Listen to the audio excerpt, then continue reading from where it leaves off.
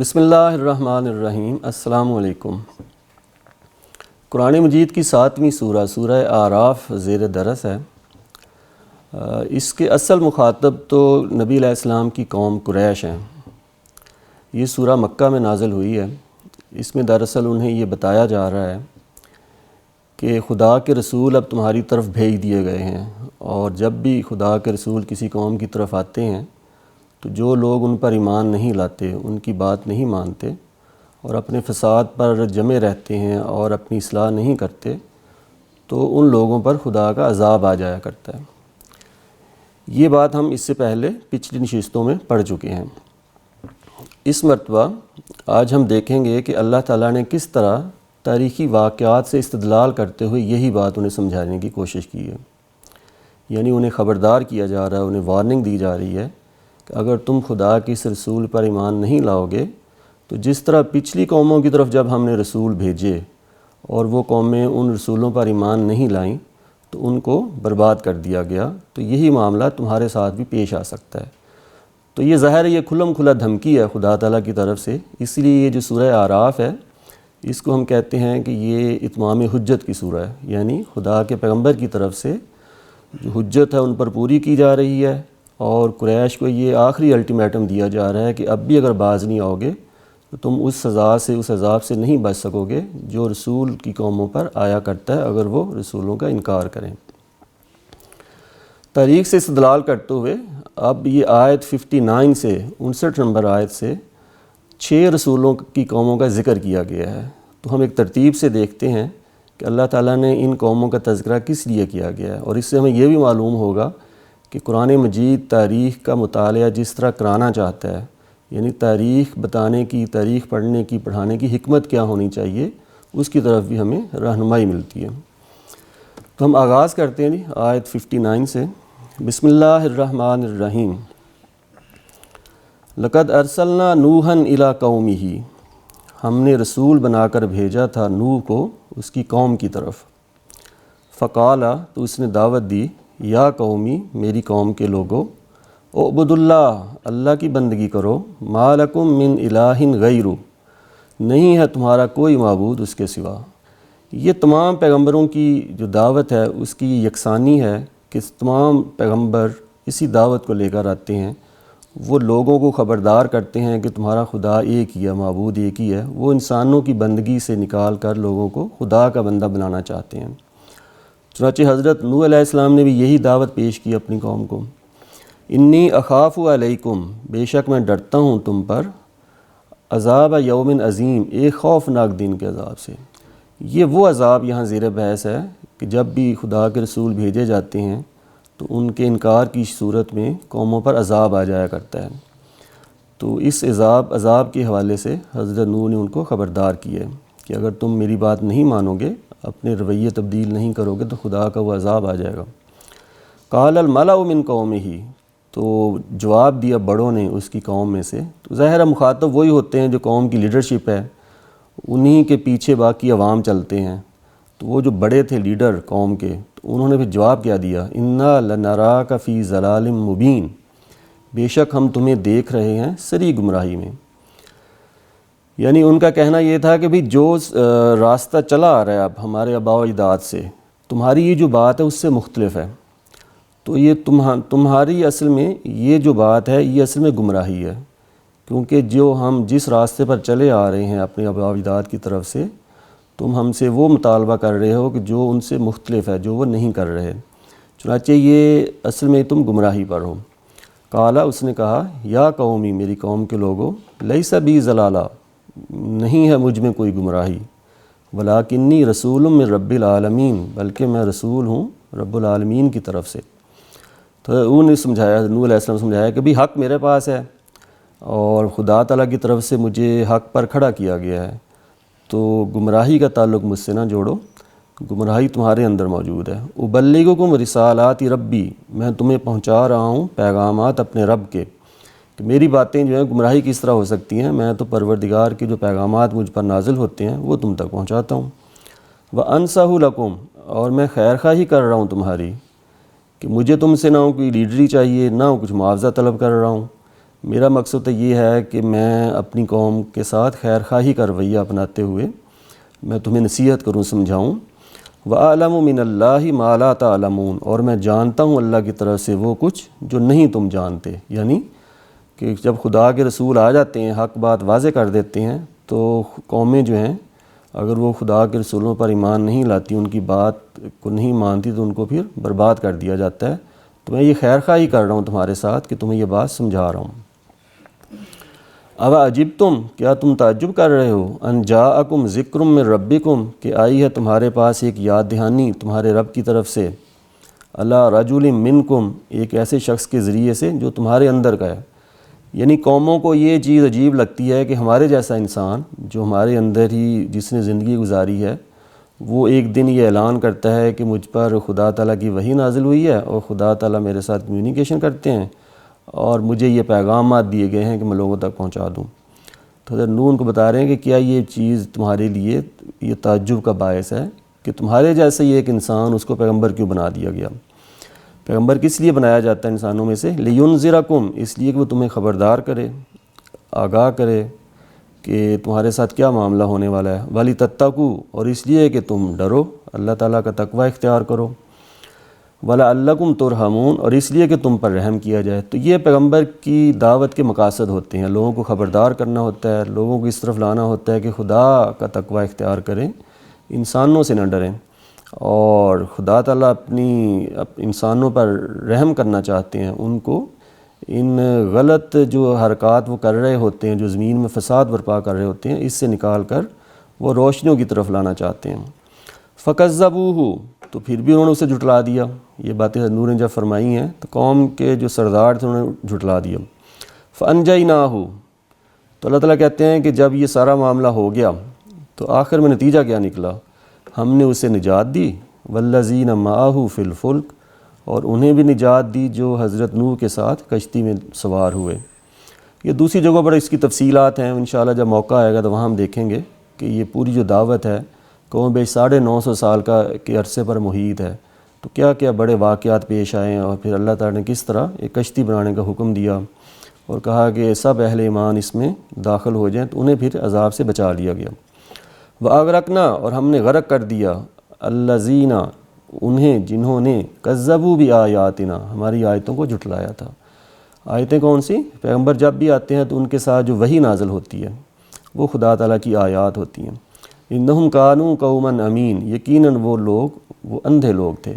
یعنی ایک تو اندھا پن ہوتا ہے جو بصارت کا ہوتا ہے، یہ اندھا پن بصیرت کا ہے، یعنی دل و دماغ کا اندھا پن ہے کہ انہوں نے بات جو بالکل واضح تھی، حق پر تھی، صاف، جس کا نتیجہ یہی نکلنا تھا، وہی ان کی سمجھ میں نہیں آئی۔ چنانچہ اللہ تعالیٰ کہتے ہیں کہ میں نے اس قوم کو جو نہیں مانے تو ان کو برباد کر دیا۔ تو یہ واقعہ کیوں سنایا جا رہا ہے کہ اللہ تعالیٰ قریش کو یہ بات سمجھا رہے ہیں کہ جس طرح تمہیں اس بستی میں، اس عرب کے علاقے میں اقتدار حاصل ہے، ایسا اقتدار پچھلی قوموں کو بھی دیا گیا تھا، اور وہاں جب ان کی طرف رسول آئے ہیں، جب انہوں نے انکار کیا تو کیسے ان کو پھر ہم نے برباد کر دیا۔ چنانچہ تم ان واقعات سے عبرت حاصل کرو۔ وَإِلَىٰ عَادٍ أَخَاهُمْ هُودًا، اور اسی طرح عاد کی طرف ان کے بھائی ہود کو بھیجا۔ ان کے بھائی سے مراد یہ ہے کہ جو رسول آتے ہیں بالعموم ان کا تعلق اسی قوم سے ہوتا ہے جس قوم کی طرف بھیجے جاتے ہیں، انہی کی زبان میں گفتگو کرتے ہیں، انہی کے اندر انہوں نے ایک عرصہ گزارا ہوتا ہے۔ چنانچہ ہود علیہ السلام کو بھیجا اپنی قوم ہی کی طرف۔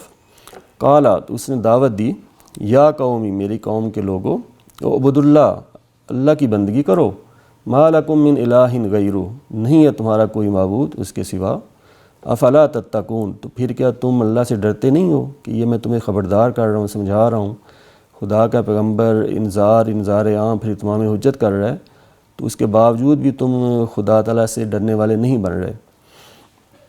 قال الملأ، تو یہ دیکھیے وہی دعوت ہے جو حضرت نوح نے دی اپنی قوم کو، حضرت ہود نے بھی وہی بات سمجھانے کی کوشش کی، خدا کی بندگی میں آ جاؤ۔ قال الملأ، بڑوں نے جواب دیا، الذین کفروا من قومہ، وہ جو منکر ہو رہے تھے اس کی قوم میں سے، وہ آگر سے جو رسپانس انہوں نے دینا ہوتا ہے وہی اصل مخاطب ہوتے ہیں، قوم کے جو سردار ہوتے ہیں، لیڈر ہوتے ہیں۔ تو انہوں نے آگے سے کیا جواب دیا؟ انہوں نے انکار کر دیا۔ وہ کہتے ہیں انا لنراک فی صفاحۃ، یقیناً ہم تمہیں دیکھتے ہیں حماقت میں مبتدا، کہ یہ جو آپ باتیں کر رہے ہیں یہ کوئی عقل مندی کی بات نہیں ہے کہ ایک راستے پر ہم چلے آ رہے ہیں، پوری قوم ایک دین پر کھڑی ہے، جو بھی وہ مانے ہوئے ہیں وہی ان کا دین تھا، چنانچہ تم اس دین سے ہٹ کر مختلف باتیں کر رہے ہو، تو ہم اپنے آباء و اجداد کے دین کو کیسے چھوڑ دیں؟ تو تم حماقت میں مبتلا ہو۔ وَإِنَّا، اور یقیناً ہم لَنَظُنُّكَ مِنَ الْكَاذِبِينَ، ہم تمہیں سمجھتے ہیں جھوٹوں میں سے، کہ یہ جو خدا تعالیٰ کی طرف سے وحی نازل ہوئی ہے ایسی کوئی بات نہیں ہے۔ قال یا قومی، اس نے کہا ہے میری قوم، لیس بی سفاہا، مجھ میں کوئی حماقت نہیں ہے، ولیکنی رسول من رب العالمین، بلکہ میں تو رسول ہوں عالمین کے رب کی طرف سے، وہی بات جو حضرت نوح علیہ السلام نے فرمائی، ابلغکم رسالات ربی، میں تو تمہیں پہنچا رہا ہوں اپنے رب کے پیغامات، وانا لکم ناصح امین، اور میں تمہاری خیر خواہی کرنے والا ہوں، دیانت دار ہوں، کہ میں تو دیانت داری کے ساتھ اپنی قوم کے ساتھ خیر خواہی کے رویے پر قائم ہوں۔ سب پیغمبر اپنی قوموں کے خیر خواہ ہوتے ہیں، اپنی امتوں کے خیر خواہ ہوتے ہیں، اور وہ خدا کی طرف سے جو کچھ وحی کیا جاتا ہے اس میں وہ خیانت نہیں کرتے، بددیانتی کے مرتکب نہیں ہوتے۔ چنانچہ حضرت ہود علیہ السلام نے یہی بات ان کو بتانے کی کوشش کی۔ اواجبتم، کیا تم تعجب کر رہے ہو، ان جاءکم، کہ آئی ہے تمہارے پاس، ذکر من ربکم، ایک یاد دہانی تمہارے رب کی طرف سے، علی رجل منکم، ایک ایسے آدمی پر جو تمہارے اندر کا ہے۔ وہی بات کہ ان کو بھی قوم کو لگا کہ یہ ہمارے جیسا آدمی اور آج ہمیں سمجھانے کے لیے اٹھ کھڑا ہوا ہے۔ تو حضرت ہود بتا رہے ہیں کہ اچھا اس بات پر تمہیں تعجب ہو رہا ہے، تو وہ خدا کے پیغمبر جو آتے ہیں وہ کیا کرنے آتے ہیں، لینذرکم، کہ تمہیں خبردار کرے، وذکروا، اور یاد کرو، اذ جعلکم، جب اس نے تمہیں بنایا، خلفاء، بادشاہ، من بعد قوم نوح، نوح کی قوم کے بعد۔ حضرت نوح کے بیٹوں میں سے جو حضرت سام تھے ان کے بارے میں کہا جاتا ہے کہ یہ قوم جو عاد ہے، حضرت ہود کی قوم، یہ انہی کی نسل سے ان کا تعلق تھا۔ یہ سب قومیں وہیں عرب کے آس پاس، عرب میں اور عرب کے آس پاس آباد تھیں، اس لیے قریش کو بتایا جا رہا ہے کہ یہ قومیں جن کے واقعات، حالات سے تم آگاہ ہو، ان کی بربادی پر ذرا دھیان دو کہ وہاں خدا کے رسول آئے ہیں تو ان کے ساتھ کیا سلوک کیا گیا، چنانچہ تم اپنی طرف دیکھو، اور خدا کے رسول اب تمہاری طرف آ گئے ہیں، اب تمہارا مقدمہ بھی خدا کے حضور پیش ہو گیا، خدا کی عدالت میں، تمہارے ساتھ بھی وہی معاملہ پیش آ سکتا ہے جن قوموں کے ساتھ ہوا ہے۔ تو حضرت ہود نے ان کو سمجھایا کہ دیکھو اللہ تعالیٰ نے تمہیں، ظاہر ہے جن کو بچایا گیا حضرت نوح کی قوم میں سے، جن لوگوں کو کشتی میں سوار کیا گیا، یہ انہی کی باقیات ہیں۔ تو حضرت ہود بتا رہے ہیں کہ دیکھو اللہ تعالیٰ نے تمہیں نوح کی قوم کے بعد تمہیں یہ زمین کا اقتدار بخشا ہے، بادشاہ بنایا ہے، وزادکم فی الخلق، اور اس نے تمہیں بڑھایا ہے تمہاری ساخت میں، بسطتاً تنومندی کے اعتبار سے۔ یہ ظاہر ہے ان کی جسامت بھی زیر بحث ہے یہاں، اور ان کی جو صلاحیتیں ہیں دونوں اعتبار سے اس قوم، روایات سے معلوم ہوتا ہے عرب کے جہاں جو روایات پائی جاتی ہیں کہ دونوں اعتبار سے ان کو اللہ تعالیٰ نے دوسروں سے بڑھ چڑھ کر صلاحیتیں دی تھیں، صلاحیتوں کے اعتبار سے بھی اور جسم کے لحاظ سے بھی۔ فاذکروا آلاء اللہ، تو سو یاد کرو اللہ کی شانوں کو، لعلکم تفلحون، تاکہ تم فلاح پاؤ۔ قالو، تو انہوں نے جواب دیا، انہوں نے کہا، اجئتنا، کیا تم آئے ہو ہمارے پاس، لنعبد اللہ وحدہ، کہ ہم عبادت کریں اکیلے اللہ کی، ونذرا، اور انہیں چھوڑ دیں، ما کان یعبد آباؤنا، وہ جن کی پوجا ہمارے اجداد، ہمارے باپ دادا کیا کرتے تھے، فاتنا بما تعدنا، تو لے آؤ ہم پر جس کی تم ہمیں دھمکی دے رہے ہو، یعنی کہ رسول خبردار کر رہے ہیں کہ یہ روش اگر تم لوگوں نے چھوڑی نہ آباء و اجداد والی جو کہ شرک پر قائم ہے تو پھر تمہارے پر عذاب آ جائے گا۔ تو وہ کہتے ہیں عذاب لے آؤ، ہم اپنے باپ دادا کا جو دین ہے اس کو نہیں چھوڑنے والے۔ ان کنت من الصادقین، اگر تم اپنے اس دعوے میں سچے ہو کہ خدا کا عذاب آ جائے گا تو پھر لے آؤ عذاب۔ قالا، اس نے کہا، قد وقع علیکم من ربکم رجس وغضب، تمہارے اوپر آ پڑی ہے تمہارے پروردگار کی طرف سے گندگی اور اس کا غضب۔ یہ جو کفر ہوتا ہے یا شرک ہوتا ہے، یہ خدا تعالیٰ نے اس کو گندگی قرار دیا گیا ہے، یہ عقیدے کی گندگی ہوتی ہے، جو چیز انسان مانتا ہے تو اس لحاظ سے دیکھا جائے تو یہ گندگی ہے۔ تو حضرت ہود ان کو بتا رہے ہیں کہ دیکھیں یہ جو ہے نا، جس چیزوں میں تم پڑے ہوئے ہو، مان رہے ہو، یہ گندگی ہے، اور اس گندگی کو اختیار کرنے کے نتیجے میں خدا کے غضب کے تم مستحق ہو گئے ہو۔ اتجادلوننی فی اسماء سمیتموہا، کیا تم مجھ سے جھگڑتے ہو ان ناموں کے بارے میں جو رکھ لیے ہیں تم نے، انتم و آباؤکم اور تمہارے باپ دادا نے، یعنی جن الہوں معبودوں کی پوجا کیا کرتے ہیں وہ لوگ جھوٹے خداؤں کی، وہ اصل میں محض نام ہوتے ہیں، ان کے پیچھے مسمہ کوئی نہیں ہوتا۔ یعنی خدا تعالیٰ کی طرف سے کوئی دلیل تھوڑی ہوتی ہے کہ بھئی یہ میرے شریک ہیں یا ان کو معبود بناؤ۔ لوگوں نے گھڑ لیے ہوتے ہیں، کسی کو گنج بخش کا نام دے دیا جاتا ہے، کسی کو داتا کا، کسی کو غریب نواز کا، کسی کو کچھ، وہ پیچھے حقیقت کچھ نہیں ہوتی۔